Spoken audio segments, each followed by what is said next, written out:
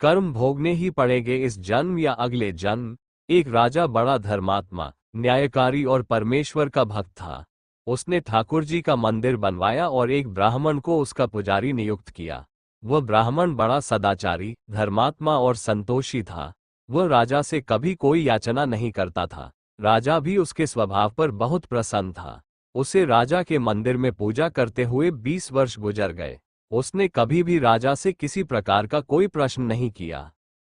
राजा के यहाँ एक लड़का पैदा हुआ। राजा ने उसे पढ़ा लिखाकर विद्वान बनाया और बड़ा होने पर उसकी शादी एक सुंदर राजकन्या के साथ करा दी।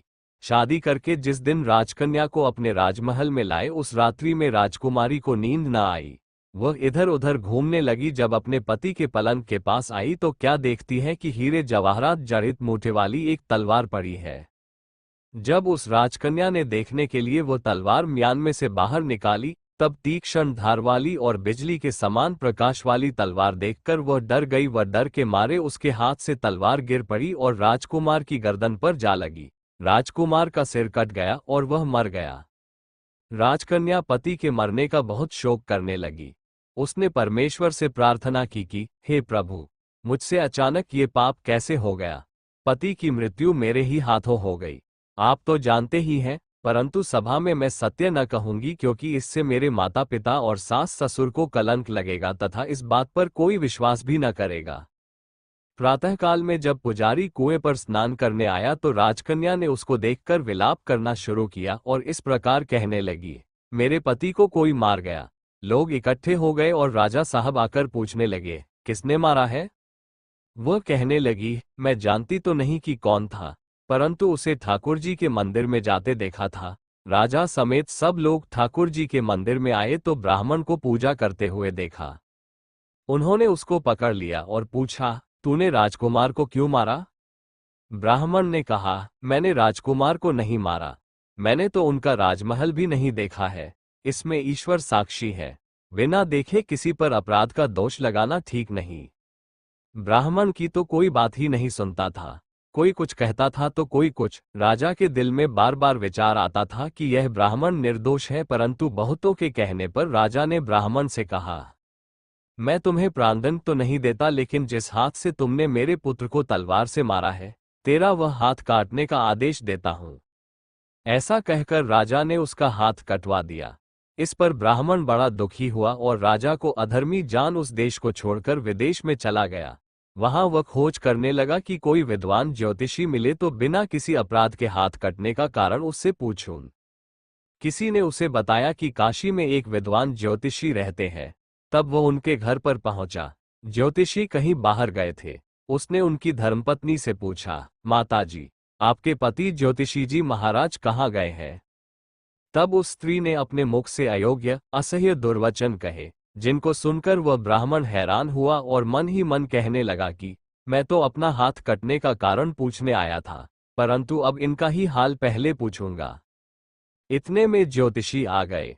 घर में प्रवेश करते ही ब्राह्मणी ने अनेक दुर्वचन कहकर उनका तिरस्कार किया, परंतु ज्योतिषी जी चुप रहे और अपनी स्त्री को कुछ भी नहीं कहा। तदनंतर वे अपनी गद्दी पर आ बैठे। ब्राह्मण को देखकर ज्योतिषी ने उनसे कहा, कहिए ब्राह्मण देवता, कैसे आना हुआ। आया तो था अपने बारे में पूछने के लिए, परंतु पहले आप अपना हाल बताइए कि आपकी पत्नी अपनी जुबान से आपका इतना तिरस्कार क्यों करती है, जो किसी से भी नहीं सहा जाता और आप सहन कर लेते हैं। इसका कारण है, यह मेरी स्त्री नहीं, मेरा कर्म है। दुनिया में जिसको भी देखते हो, अर्थात भाई, पुत्र, शिष्य, पिता, गुरु, संबंधी, जो कुछ भी है, सब अपना कर्म ही है।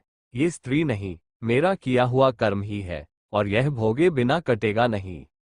अपना किया हुआ जो भी कुछ शुभ अशुभ कर्म है, वह अवश्य ही भोगना पड़ता है। बिना भोगे तो सैकड़ों करोड़ों कल्पों के गुजरने पर भी कर्म नहीं टल सकता। इसलिए मैं अपने कर्म खुशी से भोग रहा हूं और अपनी स्त्री की ताड़ना भी नहीं करता, ताकि आगे इस कर्म का फल न भोगना पड़े। महाराज, आपने क्या कर्म किया था, सुनिए। पूर्व जन्म में मैं कौवा था और मेरी स्त्री गधी थी। इसकी पीठ पर फोड़ा था। फोड़े की पीड़ा से यह बड़ी दुखी थी और कमजोर भी हो गई थी। फोड़े में कीड़े पड़ गए, जिन्हें खाने के लिए मैं इसके फोड़े में चोंच मारकर खा लेता। इससे जब दर्द के कारण ये कूदती थी, आखिर त्रस्त होकर यह गांव से 10-12 मील दूर जंगल में चली गई। वहां भी इसे देखते ही मैं इसकी पीठ पर जोर से चोंच मारी तो मेरी चोंच इसकी हड्डी में चुभ गई। इस पर इसने अनेक प्रयास किए, फिर भी चोंच न छूटी। मैंने भी चोंच निकालने का बड़ा प्रयत्न किया मगर न निकली। पानी के भय से ही ये दुष्ट मुझे छोड़ेगा, ऐसा सोचकर यह गंगाजी में प्रवेश कर गई, परंतु वहां भी मैं अपनी चोंच निकाल न पाया। आखिर में ये बड़े प्रवाह में प्रवेश कर गई। गंगा का प्रवाह तेज होने के कारण हम दोनों बह गए और बीच में ही मर गए। तब गंगा जी के प्रभाव से ये तो ब्राह्मणी बनी और मैं बड़ा भारी ज्योतिषी बना। अब वही मेरी स्त्री हुई, जो कुछ दिनों और अपने मुख से गाली निकालकर मुझे दुख देगी, लेकिन मैंने चोंच इसको दर्द पहुंचाने के लिए नहीं मारी थी।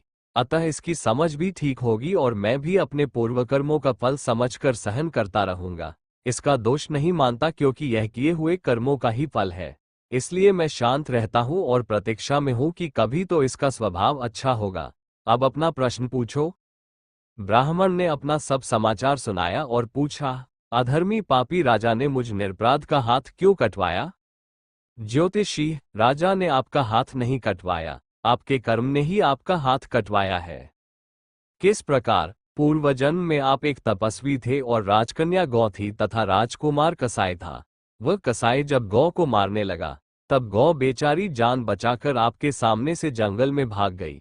पीछे से कसाई आया और आपसे पूछा कि इधर कोई गाय तो नहीं गई है?